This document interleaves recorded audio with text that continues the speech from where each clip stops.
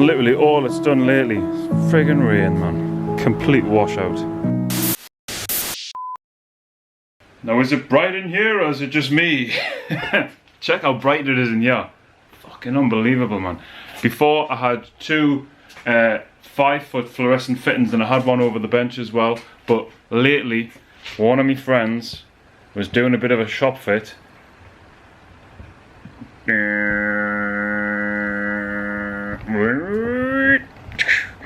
and he got us these, which are 6-foot twin fluorescent fittings, but they've had the LED conversion tubes put in them. So now, it's just unbelievable how much brighter I've made in here. It's crazy, crazy, crazy, crazy. It's going to be brilliant in the winter, because normally, obviously there's parts of the garage which are dark, you know, like the dark side, which is now so bright, you're actually going to be able to see how messy it is here. It's appalling. Absolutely disgusting. But we will give it a tidy up, buddy. But we'll go back over. So unbelievably happy with the lights. I mean, it's going to be so good. I wonder how it compares. Right, I'll show you now an old one. Make sure that the engine itself is in good nick, and then I'll make it. And back. Does it look better? I think it does. I've cleaned up here as well, obviously, because it started looking a bit minging, and I've put some memorabilia type stuff that I've had for ages anyway. So I decided to make the garage a little bit nicer to look at, obviously, because, you know, having all the clamps and all that up there was great, but it just looks a tip on this. So anyway, this video is going to be a little bit different from most of the ones that I've been doing before, because I've been really keen to not do the, you know, the YouTuber thing, and not try and talk too much and not do a video where I don't actually do stuff. I would imagine that most of my videos are more about, like, I'm doing this, but the only difference is now I do it with a camera, and that's all. And because it seems a little bit hard, you know, like jumping into the YouTube stuff, the YouTube things, hence why I'm a crap YouTuber probably. But this video is just going to be a little bit of a talking spiel, because I've got some stuff that's happened on with the cars lately, and I'm also going to give a bit of a look ahead as to what's going to happen. I've got a pile of shiny bits over there which we'll talk about in a minute, but to start with, we'll have a bit of an update on the Lupo. So bits I've done on the Lupo lately, we've went for TFSI coil packs. After I changed the flange gasket here, I was still having loads of problems with misfires on boost, and it turned out to be the coil packs. Now I had a right mix of coil packs, so I've just changed them all. They're now all TFSI coil packs, and they've got the VAG adapter plates, and now the car runs absolutely mint. There's no boost problems or misfires at all. You see the nice shiny colours that the stainless bolts have went there. They look pretty, don't they? The only other thing I've done under here is relocate the servo vacuum pipe, because it ran sort of down the bottom here, which is a bit close to the manifold. So now I've run it right over the top, and then it comes underneath through a little one-way valve there. I also replaced the seal, so I can get in and have a look. I also replaced the seal, fingers,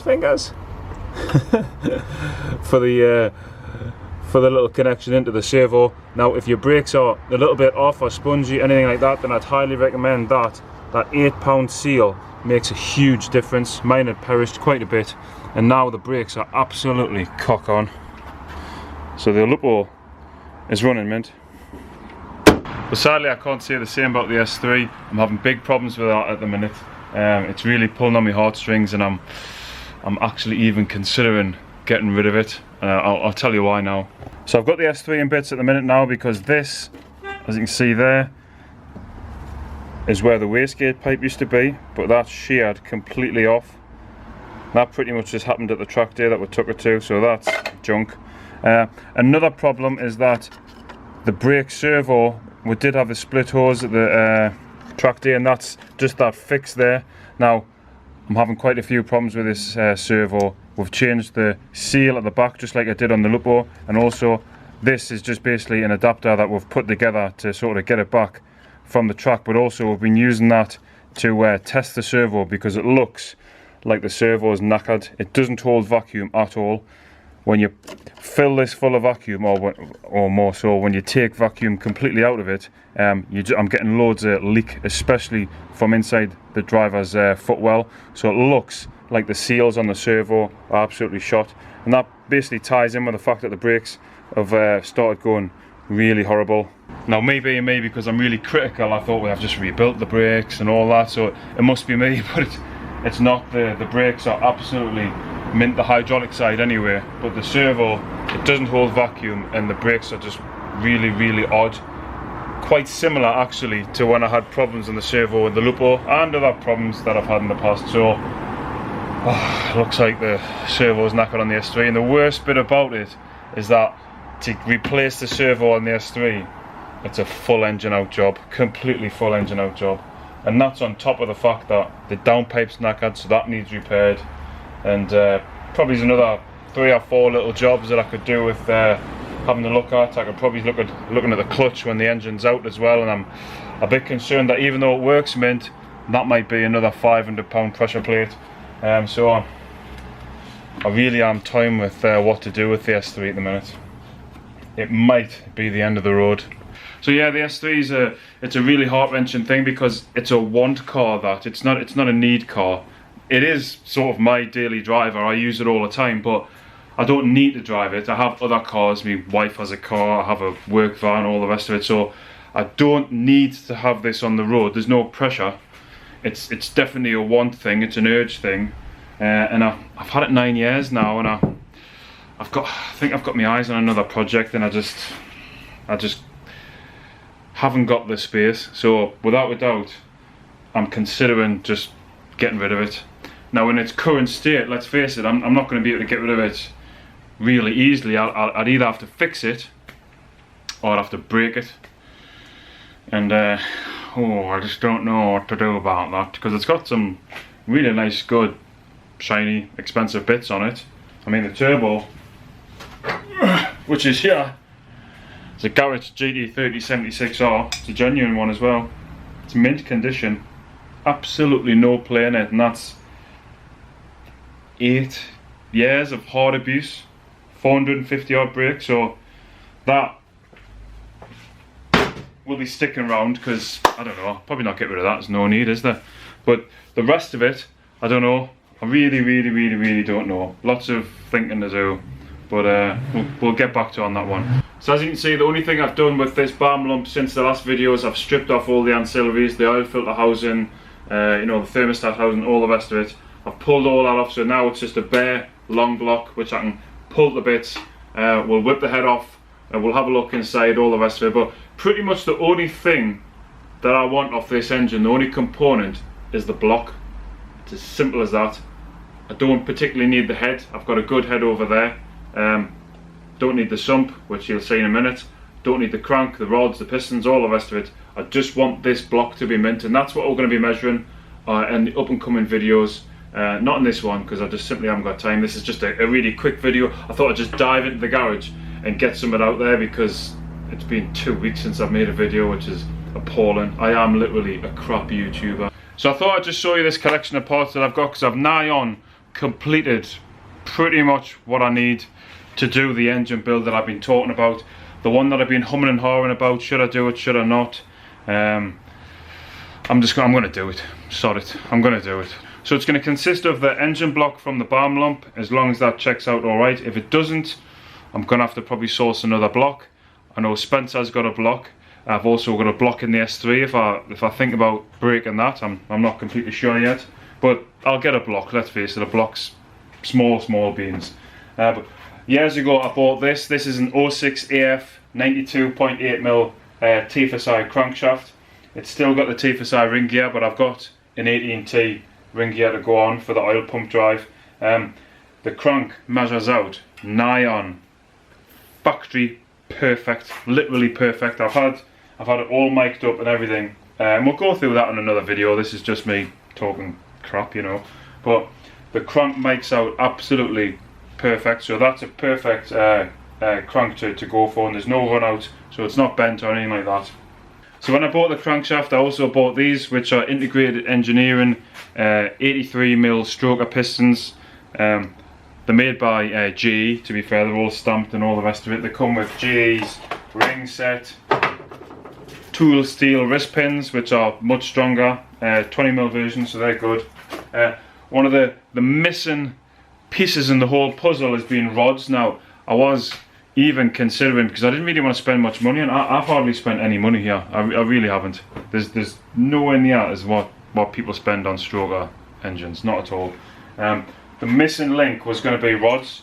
Now I've managed to pick up these, which are integrated engineering non-rifle drilled rods. Now the difference between rifle drilling and non-rifle drilling is it's an ongoing debate, should we say, and loads of people are saying, oh, you don't want non-rifle drills, but now these have no little end wear at all, as does the PEC non-rifle drill rods that are in the S3 after, God, I keep saying it, but it's about eight and a bit years of hard, you know, like 450 brake abuse, and there's still no little end wear on them at all. So the whole rifle drill, non-rifle drilled argument's a fair one. OEM rods have it, but I'm not really bothered, to be brutally honest. I'm really not.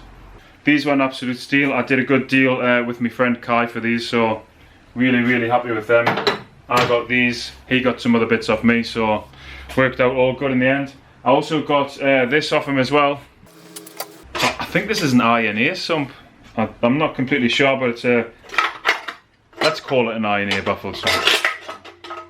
This baffled sump, really tricked a little bit. It's completely custom. I think it's INA who made these. They made them years ago, but these days you just get like I've got a Jabba Sport one in the S3. I've got one that I made in the Lupo, but I think Forge do half decent ones, and these have all the little metal oil trap doors in them. Also a decent baffle plate on it as well. It all goes together. I've cleaned that out. I really like that, to be fair. That's a really good bit of kit. And I've also picked up a water meth kit. I got this from Tom at Speed and Tube. If you haven't seen Tom's channel, then go over and see it. He's absolutely brilliant, and he's a really nice guy in real life as well. And I do chat to Tom. He's a really nice guy, and he did us a really good deal on that Devil's Own water meth kit, and that's going to go on the Lupo as well, because that's currently running a KO4 270 horse, and it does get hot. There's no doubt about it.